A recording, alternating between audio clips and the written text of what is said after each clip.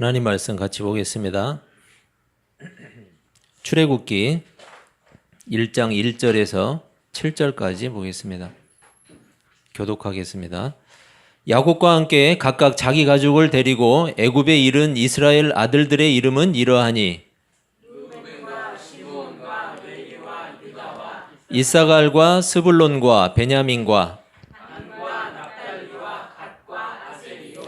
야곱의 허리에서 나온 사람이 모두 70이요 요셉은 애굽에 있었더라.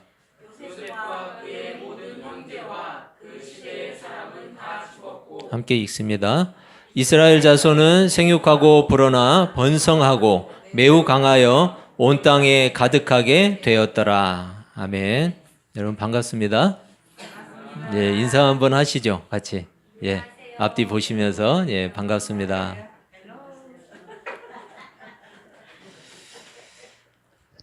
자, 이제 창세기 강해를 마치고 출애굽기 강해를 시작하게 됐는데 여러분 출애굽기를 통해서도 우리가 하나님께서 하시는 일을 볼 수 있기를 바라고 그리고 그것을 통해서 우리가 믿음으로 더욱더 굳건하게 설 수 있기를 바랍니다. 우리가 먼저 생각해야 할 것은 창세기와 출애굽기와 전혀 연관이 없는 그러한 책이 아니라 각각의 기록이 아니라 오히려 출애굽기는 창세기의 후속편이라고 할 수 있어요. 우리가 이 영화나 드라마를 보면 앞에 본 내용을 하고 그리고 그 후속으로 이어지는 연결되는 그런 내용이 있죠.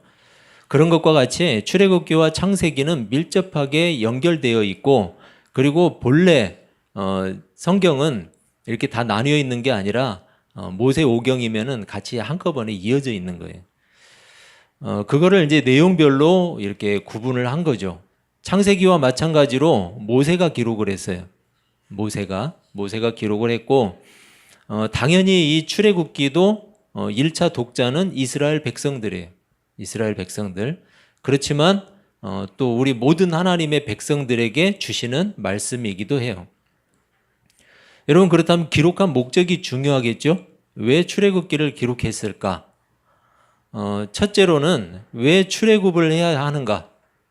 출애굽에 대한 그 정당한 이유, 출애굽이 왜 필요한가? 그것에 대해서 먼저 이야기를 하고 있어요.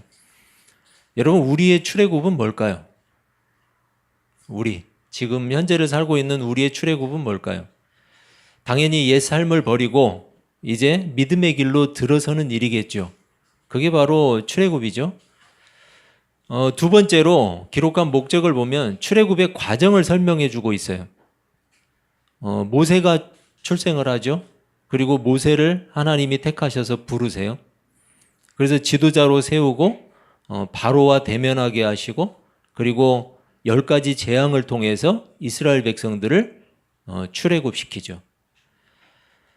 여러분 하나님의 백성들을 친히 인도하시는 그런 하나님을 설명하고 있어요. 그리고 또 세 번째로는 약속의 땅을 바라보는 언약 백성이 어떻게 살아가야 할 것인가 그것에 대해서 설명하고 있어요.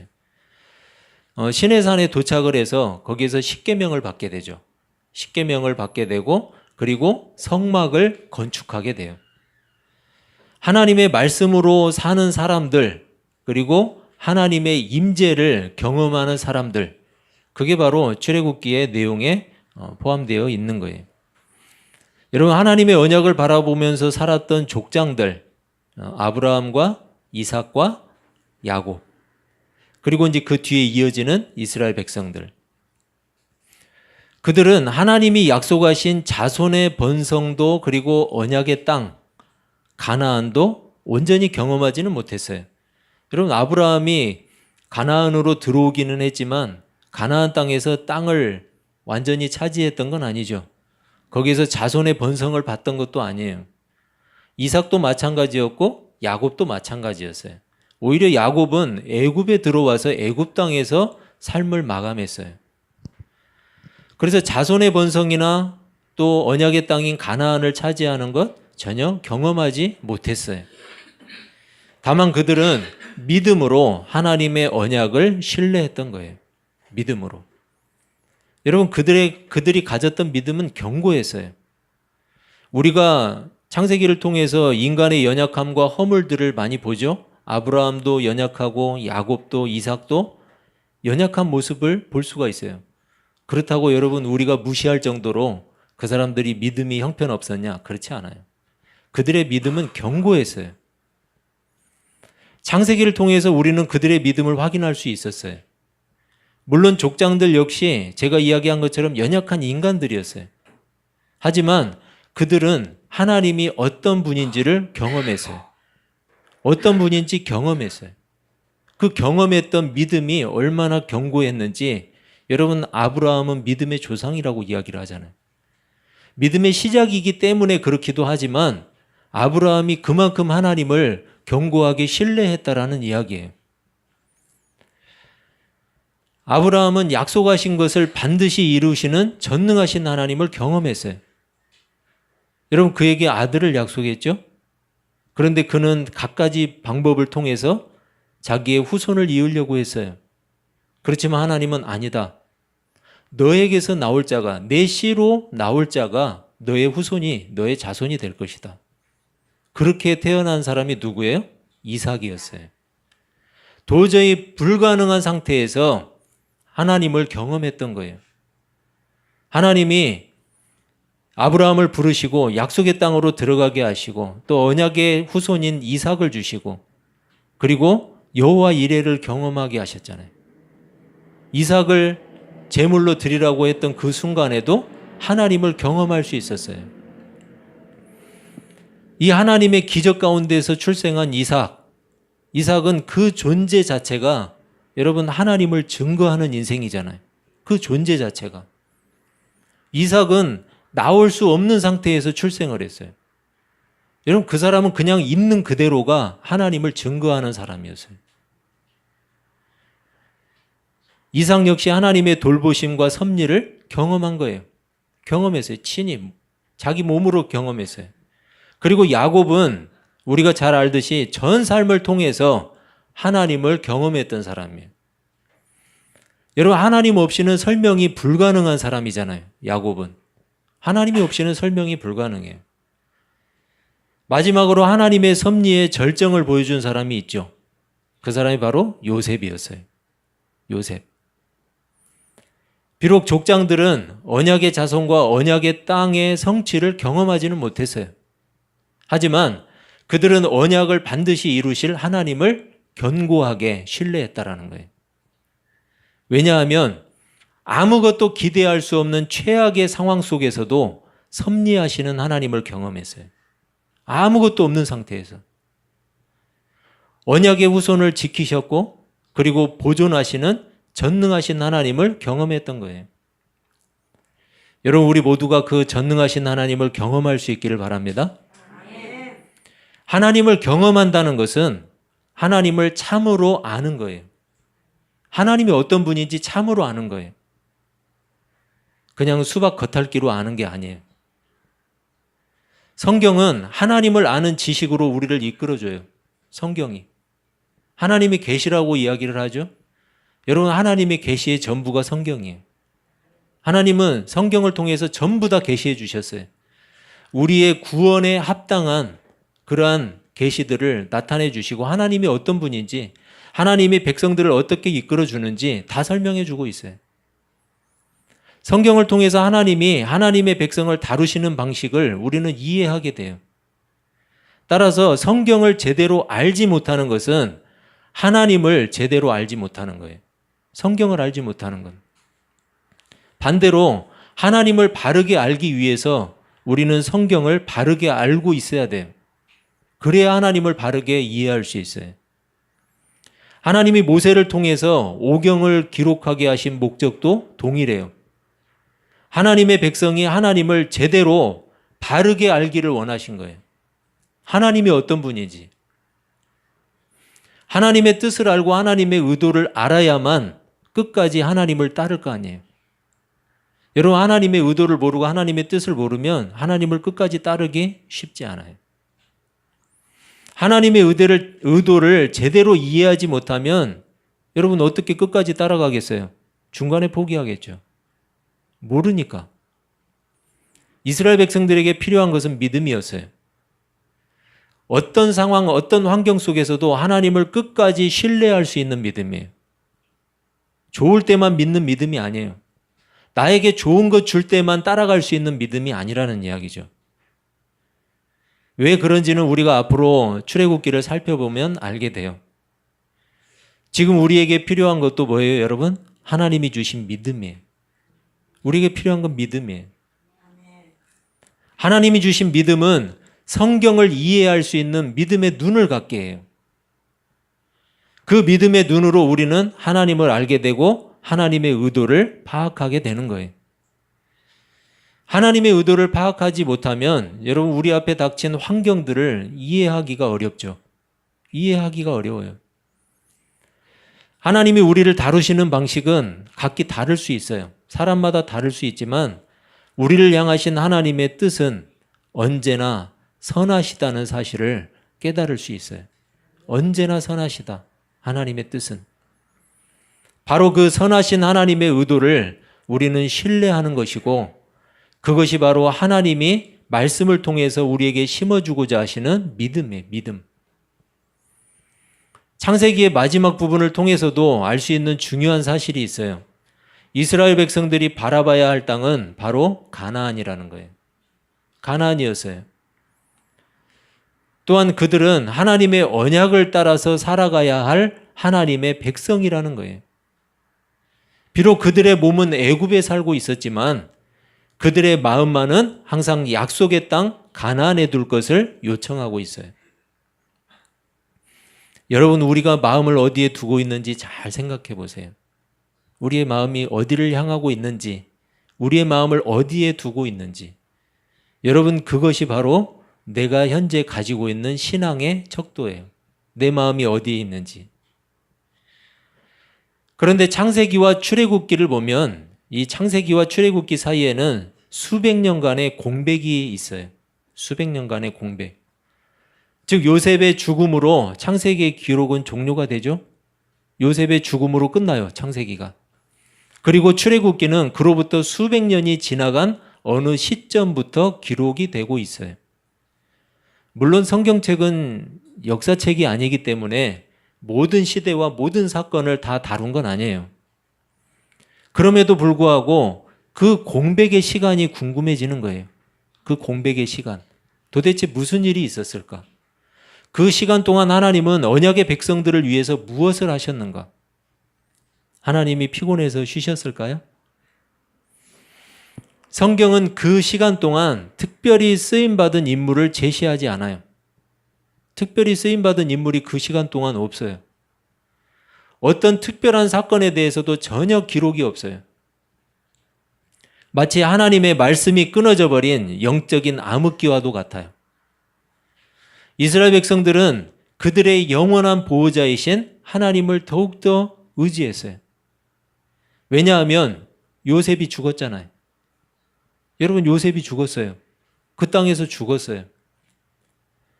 더 이상 그들의 보호자가 될 수 없었어요. 그렇기 때문에 이스라엘 백성들은 하나님을 더욱더 의지할 수밖에 없었어요. 그들은 요셉의 당부대로 늘 언약의 땅 가나안을 잊지 않았을 거예요.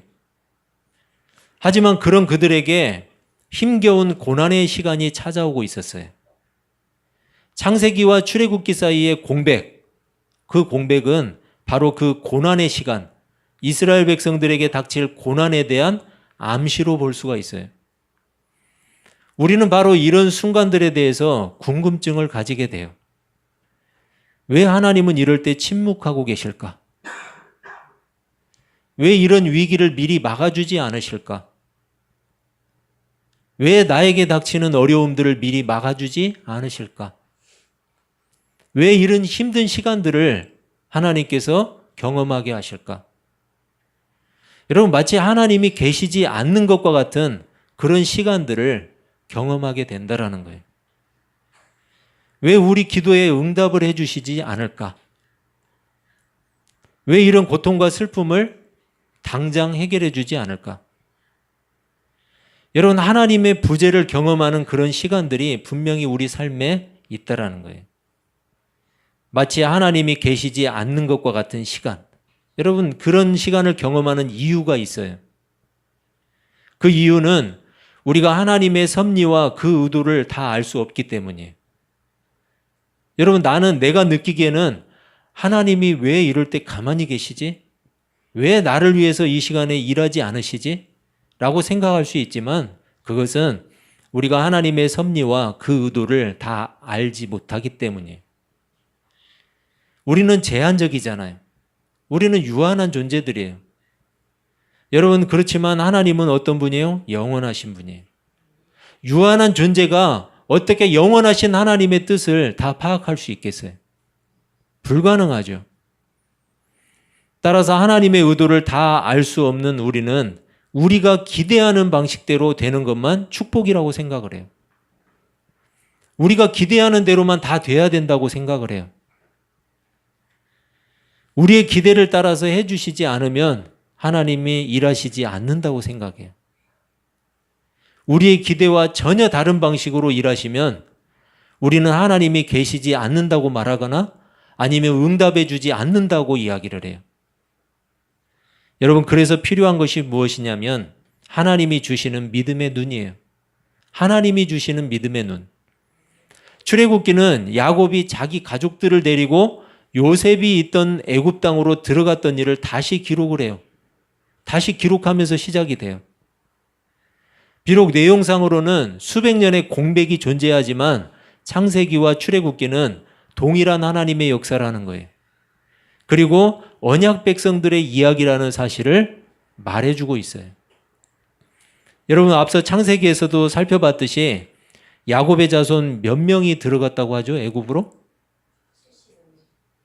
75라고 하는 것은 신약에서 그러고 70이라고 이야기를 하죠. 75명이라고 이야기하는 것도 있어요. 신약 성경에.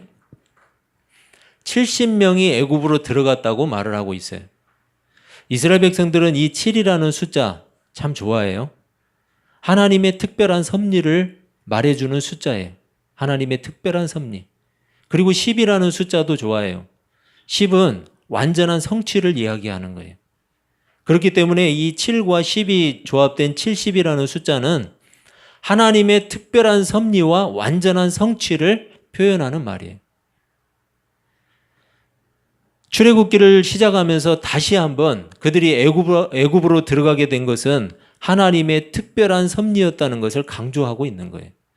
하나님의 특별한 섭리 속에서 우리가 애굽으로 들어가게 되었다. 이것을 설명하는 거죠. 물론 야곱과 야곱의 아들들이 원했던 방식은 전혀 아니었어요. 하지만 그렇게 자신들을 이끄신 하나님의 방식이 완전한 성취였다고 고백하고 있는 거예요. 애굽으로 들어가는 과정을 통해서 그들은 하나님의 섭리를 경험했어요. 그리고 그 경험은 그대로 그들의 믿음이 되었어요. 본문 6절을 보면 그 후의 상황을 설명해 주는 말이 나오는데 6절은 이렇게 이야기해요. 요셉과 그의 모든 형제와 그 시대의 사람은 다 죽었고. 이 간단한 언급을 통해서 우리는 이스라엘 백성들에게 어떤 새로운 국면이 찾아왔다는 사실을 직감하게 되는 거예요. 본래 애굽으로 들어갔던 70명의 사람들이 어떻게 됐다는 거예요? 다 죽었다는 거예요. 다 죽었다. 하나님의 특별한 섭리 가운데서 완전한 성취 속에서 애굽으로 들어갔던 그 70명이 다 죽었다. 하나님의 특별한 섭리, 완전한 성취, 이것을 고백했던 사람들이에요. 70명은. 그런데 이들이 다 죽었다. 이렇게 표현을 하고 있어요. 여러분, 뭔가 좀 암울해지죠? 70명이 다 죽었다. 그 하나님을 경험했던 이 70명이 다 죽었다. 그 시대 사람들이 다 죽었다. 물론 그 후손들은 그들의 부모를 통해서 하나님이 하신 일을 들었을 거예요. 그리고 그들은 그들이 들은 하나님의 역사를 통해서 믿음을 갖게 되었을 거예요.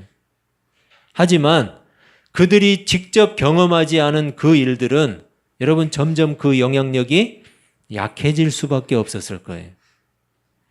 더구나 오늘 7절 말씀을 보면 이스라엘 자손은 더욱더 번성하게 되는데 이렇게 말씀해요. 이스라엘 자손은 생육하고 불어나 번성하고 매우 강하여 온 땅에 가득하게 되었더라. 이런 같은 표현을 4번씩이나 반복하고 있어요. 생육하고 불어나 번성하고 가득하게 되었더라. 여러분 다 동일한 표현이에요. 이 동일한 표현을 4번을 사용하는 것은 뭘까요? 강조하는 거죠. 강조하는 거예요. 아브라함에게 주신 자손에 대한 언약이 성취되고 있었어요. 아브라함에게 뭐라고 했어요? 내 후손이 번성할 것이다. 그런데 정말 그 자손에 대한 언약이 성취되고 있었어요. 비록 가나안 땅은 아니었어요. 애굽 땅이었지만 하나님은 그 애굽 땅에서도 하나님의 언약을 이루어가고 계셨던 거예요. 하지만 언약의 성취임에도 불구하고 본문의 분위기는 밝지가 않아요. 어두워요. 본문의 분위기가.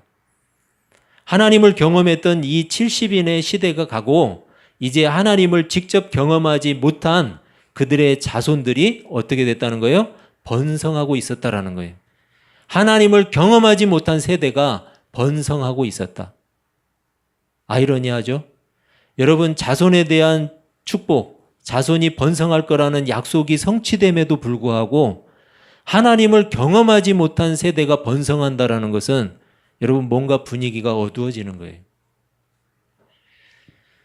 여러분 적절한 비유는 아닌 것 같지만 제가 본문의 이해를 돕기 위해서 질문을 한번 해볼게요.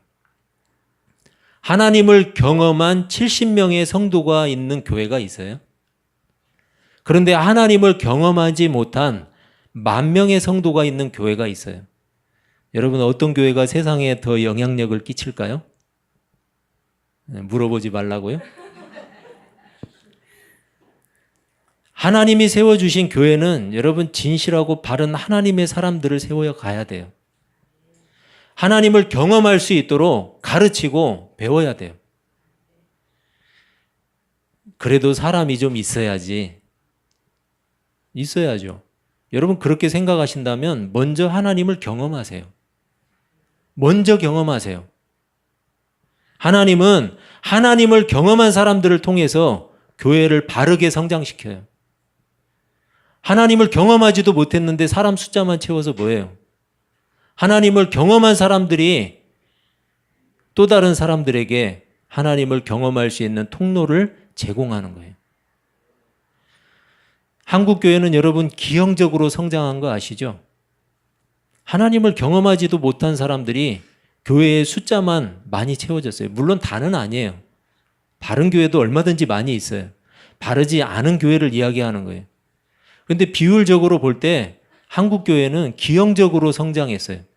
사람의 숫자만 늘어나고 하나님을 알고 하나님을 경험한 사람은 상대적으로 너무 적어요. 여러분 우리는 그 하나님의 음성에 귀를 기울여야 돼요. 믿음은 많은 자들의 것이 아니에요. 믿음은 절대로 많은 자들의 것이 아니라고 하나님이 말씀하세요. 정작 교회가 해야 할 마땅한 일은 하지 않고 사람을 늘리는 일, 돈과 권력과 외형에만 더 욕심을 부린다면 여러분 한국교회는 여전히 소망이 없어요. 하지만 하나님을 경험하고자 하는 사람들이 많아진다면 한국교회는 소망이 있어요. 이 출애굽기의 암울한 분위기 속에서도 하나님은 쉬지 않고 일하셨어요. 하나님이 세우신 자손에 대한 언약을 끊임없이 이루고 계셨어요. 우리가 하나님의 부재를 경험하는 그 시간 속에서도 하나님은 역사하세요. 여러분 우리가 놀고 있다고 우리가 믿지 않는다고 하나님이 쉬시는 게 아니에요. 하나님은 부지런히 하나님의 일을 하나님의 역사를 이루어 가세요. 하나님의 백성들을 위해서 섭리하고 계신다라는 거예요. 우리에게 필요한 것은 믿음이에요. 그것도 그냥 믿음이 아니에요. 하나님을 경험한 믿음. 하나님을 경험한 믿음이 필요해요. 예배당 다니는 횟수만 늘어난다고 저절로 하나님을 경험하는 것이 아니에요. 신앙생활 10년, 20년이 우리에게 하나님을 경험하도록 해주지 않아요. 자기가 보고 싶은 것만 보기 위해서 성경을 보면 안 되는 거예요. 자기가 듣고 싶은 소리만 들으려고 해서도 안 돼요. 자기 식대로, 자기 고집대로 그렇게 끝까지 살아보세요. 하나님 경험 못해요. 여러분, 하나님이 주신 믿음의 눈으로 성경을 봐야 돼요. 하나님이 주신 믿음으로 설교를 이해해야 돼요. 하나님이 주신 믿음의 시각이 있어야 우리 삶을 똑바로 볼 수가 있어요. 그렇지 않고는 우리 삶이 제대로 보이지 않아요. 내 삶 속에 찾아오는 어려움과 고난이 이해가 되지 않아요. 하지만 하나님을 경험한 믿음은 우리 삶 속에 찾아오는 어려움과 고난들 이해할 수 있어요. 넘어가기는 쉽지 않지만 이해할 수는 있어요. 그렇다면 여러분, 우리가 하나님을 붙들지 않겠어요? 하나님을 의지하지 않겠어요? 하나님을 경험한 사람만이 하나님을 의지할 수 있는 거예요. 하나님을 경험하지 못한 사람, 듣도 보도 못한 사람은 하나님을 의지할래야 할 수가 없어요. 우리 전라도 말로 할 건덕지가 없는 거예요. 그렇잖아요. 하나님을 경험하지도 못했는데 어떻게 의지하겠어요? 뭘 의지해야 되는지도 모르죠. 여러분, 하나님을 경험한 믿음이 있어야 우리는 똑바로 볼 수 있어요. 그래야 하나님을 경험할 수 있어요. 그래야만 비로소 하나님의 방식을 받아들일 수 있어요. 그것이 바로 하나님을 경험한 믿음이에요. 여러분, 오래전에 제가 본 영화 중에 후크라는 영화가 있어요. 애들이 좋아했던 영화인데, 피터팬이 나오는데 피터팬이 그냥 피터팬이 아니고 어른이 된 피터팬이에요. 여러분, 이 피터팬이 본래 살고 있던 섬은 네버랜드라고 하는데 그곳은 어른이 되지 않아요. 아이들이 자라지 않는 곳이에요. 물론 동화예요. 여러분, 실제가 아니라. 그런데 이 피터팬이 사랑하는 여인과 결혼을 하기 위해서 네버랜드를 떠나요. 그래서 어른이 돼버렸어요. 배도 나오고 뚱뚱해졌어요. 아이도 둘이나 생겼고. 그런데 다시 네버랜드로 어떻게 해서 영화 내용 속에서 가게 돼요. 가게 됐는데 이제 피터팬은 날지도 못하고, 원래는 날아다니잖아요, 피터팬이. 날지도 못하고 친구들이 식탁을 딱 마련해 놓고 식탁에다가 접시를 쫙 깔고 음식을 차렸어요. 그래서 아이들은 맛있게 먹어요, 음식을. 그런데 이 어른이 된 피터팬은 음식이 하나도 안 보이는 거예요. 눈에 안 보여요. 아이들은 맛있게 먹는데. 여러분, 그곳에서 살았던 동심을 잃어버렸던 거예요. 동심을 잃어버리고, 그리고 그곳에서 살고 있었던 경험들을 다 까먹은 거예요. 기억들이 사라진 거예요. 그런데 어쩌다가 이제 어떤 계기로 그런 경험했던 것들이 기억으로 다시 돌아와요. 돌아오니까 식탁에 갑자기 음식이 쫙 보이기 시작해요. 그래서 먹어요. 제가 그걸 보면서 참 인상 깊었어요. 물론 꿈인 거지만, 지어낸 거지만 너무 인상 깊었어요. 여러분, 하나님을 경험하지 못한 사람에게 성경은 신화로밖에 안 보이는 거예요. 하나님을 경험하지 못하면 성경은 신화예요, 신화 그냥. 하나님을 경험하지 못한 신앙은 여전히 자기 식대로 하나님을 왜곡하면서 살아요. 하나님을 경험하지 못한 사람은 하나님이 하시는 일을 절대로 이해할 수가 없어요. 그래서 우리는 날마다 하나님을 경험해야 돼요. 하나님을 날마다 경험하지 않고는 우리의 믿음의 성장은 없어요. 여러분, 우리 모두가 하나님을 경험한 믿음을 가지실 수 있기를 바랍니다. 그래서 우리를 다루시는, 그리고 우리를 섭리하시는 하나님의 방식을 바르게 이해하고 바른 믿음으로 세워지시기를 주님의 이름으로 축원합니다. 기도하겠습니다.